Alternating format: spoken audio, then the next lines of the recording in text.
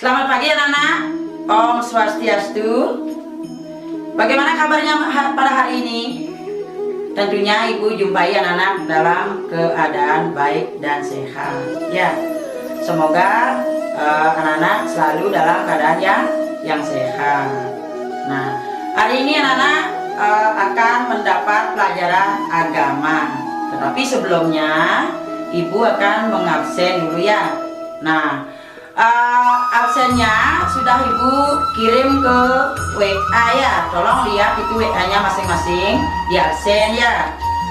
Barangkali ada yang tidak masuk, ada yang tidak hadir hari ini. Tolong di absen dengan bagus ya. Sudah anak-anak, udah lihat absennya ya. Nah, anak-anak mendapat pelajaran agama. Pastinya anak-anak udah melihat jadwal kan? Hari ini dapat pelajaran agama. Minggu yang lalu anak-anak kan mendapat pelajaran apa? Tentang apa? Tentang Dewi Sampat dan Asuri Sampat. Mestinya anak-anak masih ingat apa yang dimaksud, apa yang disebut dengan Dewi Sampat dan Asuri Sampat. Nah, sekarang lanjutannya adalah Ibu ajarkan tentang pelajaran tentang cerita Mahabharata ya. Cerita Mahabharata anak-anak pasti sudah sering mendengar karena itu sudah sudah terlihat di mana saja di TV atau di mana cerita Mahabharata itu pasti anak sudah tahu ya, sudah pernah melihat. Dan kali ini Ibu akan lagi ceritakan, kasih tahu tentang bagaimana cerita Mahabharata tersebut. Nah, untuk mulai pelajaran dan sebelum mulai pelajaran seperti biasa anak-anak, marilah kita berdoa kepada Ide Sang Hyang Widi agar apa yang kita pelajari nanti dan Ibu berikan pelajaran nanti bisa berjalan dengan lancar. Ayo berdiri semua dengan sikap yang sempurna ya. Tangannya di depan ulu hati Amustikarana. Berdoa mulai. Om Awinamastu Namasidam. Berdoa selesai. Ambil posisi yang baik, dengarkan Ibu dengan baik ya anak-anak ya. Sekarang Ibu akan melanjutkan ke pelajaran ya. Sebelum Ibu melanjutkan ke materi atau ke pelajaran, Ibu akan memaparkan apakah tujuan daripada mempelajari cerita Mahabharata. Ya, tujuan kita mempelajari cerita Mahabharata yaitu, coba dengarkan baik-baik anak-anak. Satu, anak-anak bisa menyebutkan tokoh-tokoh dari cerita Mahabharata tersebut. Ya, sudah dengar? Anak-anak biar bisa menyebutkan contoh-contoh daripada cerita Mahabharata tersebut. Yang kedua anak-anak harus bisa menyatakan tokoh-tokoh yang baik dalam cerita Mahabharata. Menyatakan tokoh-tokoh yang baik. Dan yang ketiga, anak-anak bisa mengidentifikasi tokoh-tokoh yang baik dan tokoh-tokoh yang tidak baik dalam cerita Mahabharata tersebut. Ya anak, sudah dengar? Contoh-contoh yang mengidentifikasi, yang ketiga itu contoh-contoh mengidentifikasi contoh-contoh yang baik dan yang tidak baik dari cerita Mahabharata tersebut. Nah, baiklah, Ibu akan ceritakan secara singkat daripada cerita Mahabharata tersebut. Anak-anak mungkin sudah pernah menonton di TV secara langsung misalnya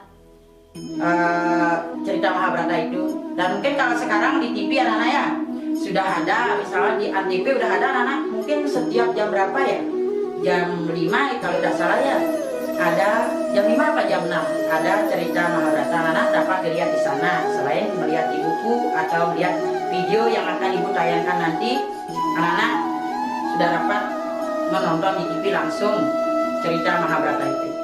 Nah, Ibu akan jelaskan secara singkat cerita tentang Mahabharata itu. Cerita Mahabharata itu anak-anak merupakan cerita yang sudah terkenal, yang bernuansa Hindu, yang datangnya dari India. Ya, cerita Mahabharata bernuansa Hindu yang datangnya dari India. Seiring dengan perkembangan zaman, dengarkan anak-anak dengan baik. Seiring dengan perkembangan zaman, cerita Mahabharata itu berkembang pesat di Indonesia.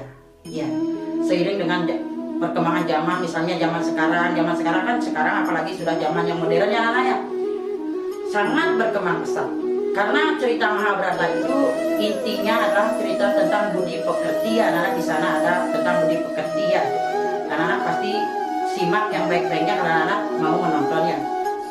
Nah, cerita Mahabharata itu ya juga dialih bahasakan dari bahasa Sanskerta. Dulunya itu bahasanya bahasa Sanskerta, lalu dialih bahasakan menjadi bahasa Jawa kuno. Siapa yang mengalih bahasakan itu? Tiada lain adalah Empu Sedah dan Empu Pandu. Ya, dialih bahasakan dari bahasa Sanskerta menjadi bahasa Jawa kuno oleh Empu Sedah dan Empu Pandu. Dengar anak-anak? Dan cerita Mahabharata ini merupakan bagian daripada Ityasa, ya, merupakan bagian daripada Ityasa yang terdapat pada kitab suci, yang terdapat pada kitab suci. Cerita Mahabharata ini juga mengisahkan tentang apa anak? Mungkin anak sudah pernah membaca bukunya sebelum ibu jelaskan. Cerita Mahabharata ini juga mengisahkan tentang Pandawa dengan sepupunya 100 Karawa. Ya, mengisahkan Pandawa dengan sepupunya 100 Karawa. Yaitu dan juga mengisahkan tentang apa? Hak atas pemerintahan tanah Hastina. Nah, terjadilah puncaknya itu peperangan Bharatayuddha di medan Kurukshetra. Ya, itu cerita singkatnya anak-anak. Sudah bisa disimak. Mungkin anak-anak sudah pernah melihat di TV, atau anak sudah membaca bukunya, atau melihat di CD. Mungkin itu cerita singkat dari ibu. Nah, sekarang yang paling penting di sini, ibu kan sudah memberikan apa tujuannya. Kenapa ibu menceritakan, mengajarkan tentang cerita Mahabharata? Apa tujuannya? Tujuannya itu sudah jelas tadi dijelaskan kan. Yang pertama, anak bisa mengenal atau menyebutkan tokoh-tokoh daripada cerita Mahabharata. Nah, siapa sebenarnya cerita Mahabharata itu anak? Nah, kalau anak belum dapat melihat bukunya atau mungkin lupa ya, barangkali walaupun anak-anak sudah baca tapi lupa. Nah, tokoh-tokoh dari Mahabharata itu tidak lain satu, ya dengarkan baik-baik, duduk yang baik. Ya, Krishna, Bhisma, Widura, Drona, Dewi Kunti, Dewi Drupadi, Dewi Gandhari, Yudhistira, Arjuna, Bima, Nakula, Sadewa, Karna, Duryodhana, Sakuni, Abimanyu, dan Gatotkaca. Dengar anak-anak? Itu semua anak merupakan tokoh-tokoh daripada cerita Mahabharata. Udah dengar anak-anak? Itu semuanya mungkin ada berapa? Mungkin ada 17-an ya. Itu tokoh-tokoh daripada cerita Mahabharata. Nah, sekarang di antara semua tokoh-tokoh tersebut sudah pasti ada yang kurang baik dan ada yang baik.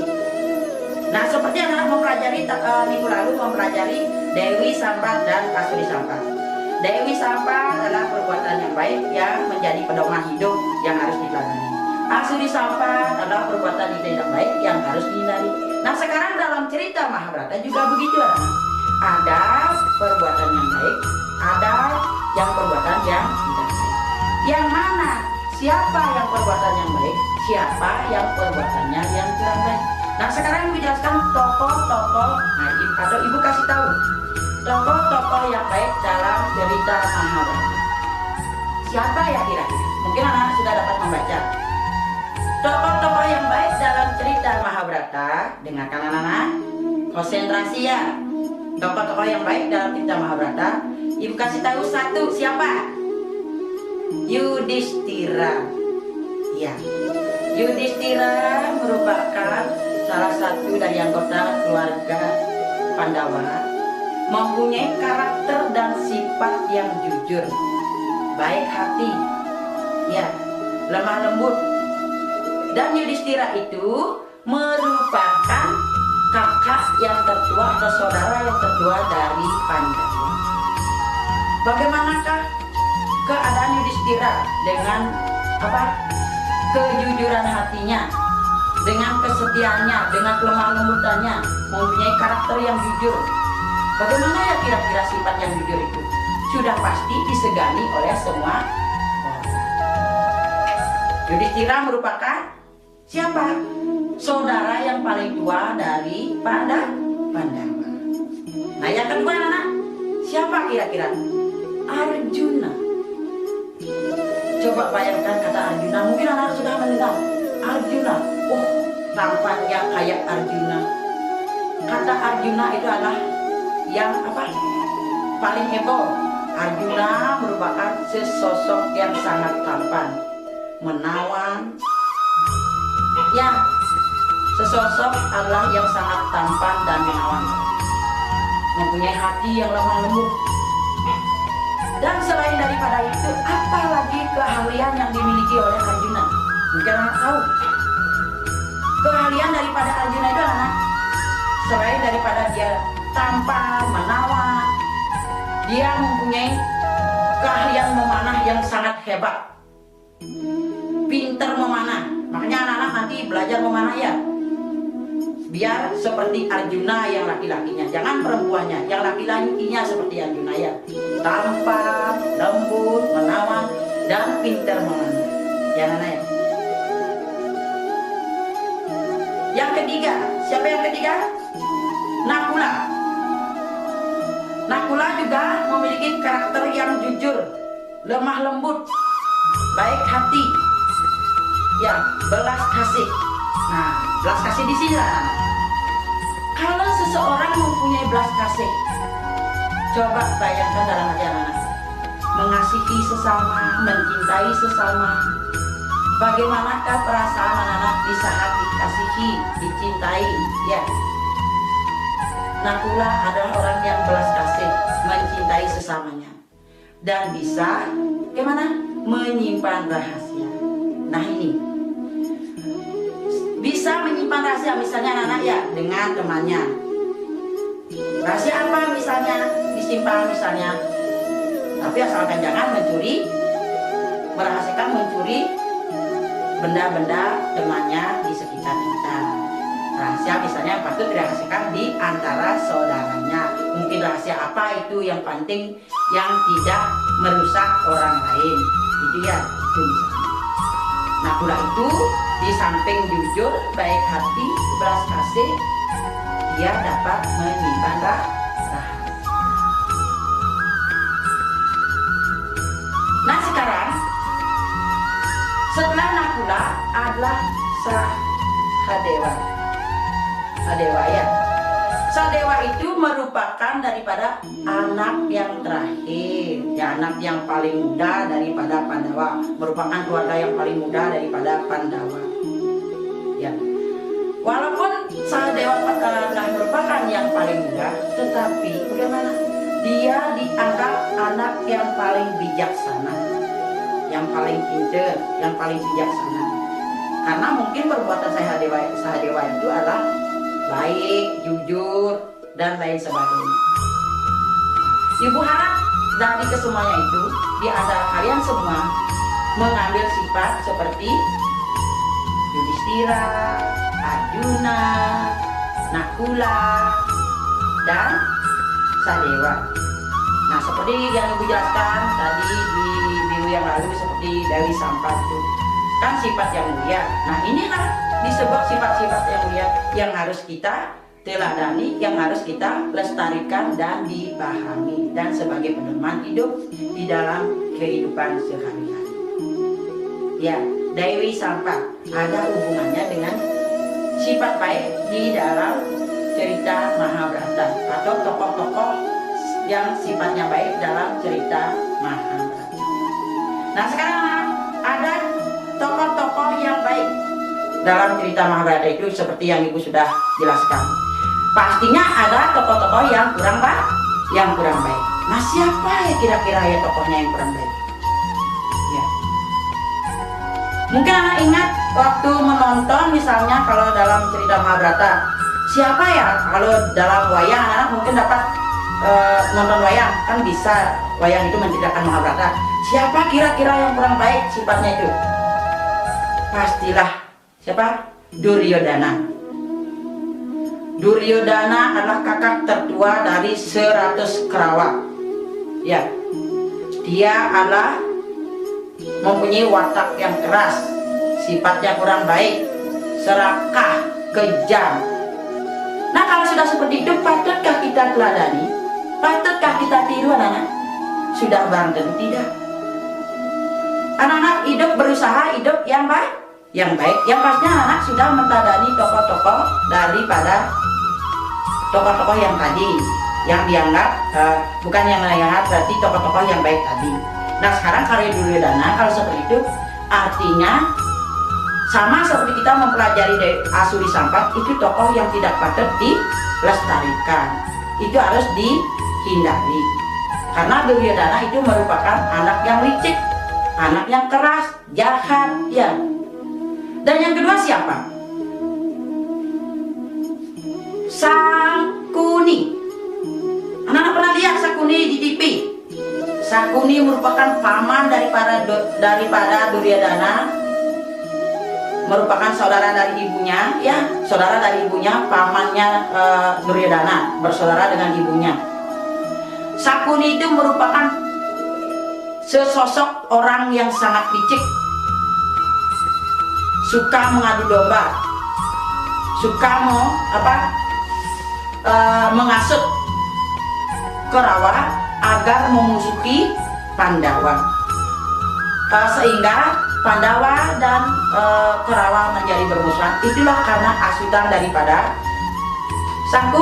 Sangkuni. Sangkuni adalah orang yang sangat licik, penuh dengan asutan, mengasut Duryodhana atau 100 Kurawa untuk memusuhi Pandawa. Kalau mengasut itu juga perbuatan tidak baik. Mengasut misalnya kalau anak di sini ya, anak-anak disuruh mencaci si A, disuruh membenci si A, disuruh menjelek-jelekkan si B, kan itu sehingga di antara teman kita menjadi bermusuhan.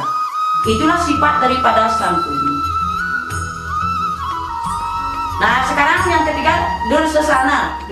Ya, Dursasana adalah orang yang berbadan kekar, ya, berbadan kekar, bermulut lebar dan keras. Ya, dia adalah orang yang jahat juga, dan itu perbuatannya tidak bisa diteladani. Berarti ketiga itu dari Duryodhana, Sangkuni, dan Dursasana itu adalah perbuatan yang tidak bisa diteladani. Makanya anak-anak, yang mana kita tiru sekarang? Ya, seperti kalau tadi dari perbuatan-perbuatan cerita Mahabharata yang patut diteladani itu misalnya siapa tadi ya? Cerita Mahabharata, kembali ke awal ya. Cerita Mahabharata yang pertama Yudhistira, Arjuna, Bima. Oh, Bima juga ibu lupa menjelaskan. Bima itu termasuk dalam termasuk dalam bagian daripada tokoh Mahabharata yang sifatnya baik ya. Bima itu adalah seorang yang gagah berani, berbudi kekar. Bima itu sangat ditakuti anak-anak, sangat ditakuti oleh musuh-musuhnya. Tetapi pada dasarnya walaupun demikian, Bima itu mempunyai hati yang lembut anak-anak, lemah lembut, belas kasih. Ya, ibu lupa tadi menjelaskan itu sang Bima itu. Ingat ya, dengan senjatanya gagah ya, dengan gagah beraninya, dengan bodinya yang gede, besar. Walaupun demikian, walaupun dia menakutkan, dalam hatinya dia lemah lembut.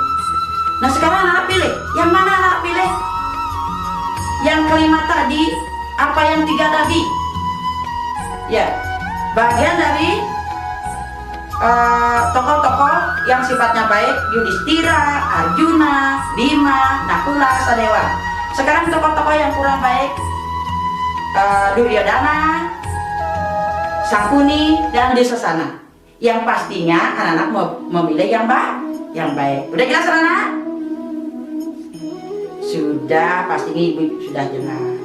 Nah, kalau sudah jelas, sekarang ibu akan kasih soal ya, kerjakan di rumah, nanti share di WA. Sekarang anak-anak dengarkan dan catat dulu ya, catat dengan baik. Atau nanti ibu akan juga share soalnya di WA, tapi tetap sekarang ibu suruh lewat video ini. Yang pertama soal ibu berikan, dan agar anak-anak selesaikan nanti, coba sebutkan tokoh-tokoh dari cerita Mahabharata. Yang kedua, coba sebutkan tokoh-tokoh dari cerita Mahabharata yang sifatnya baik. Dan ketiga, sebutkan tokoh-tokoh dari Mahabharata yang sifatnya kurang baik atau tidak baik. Udah anak? Kalau sudah jelas, berhubung materi ibu sudah selesai atau pelajaran dari ibu sudah selesai, ibu akan tutup dengan Paramo Santi. Om Santi Santi.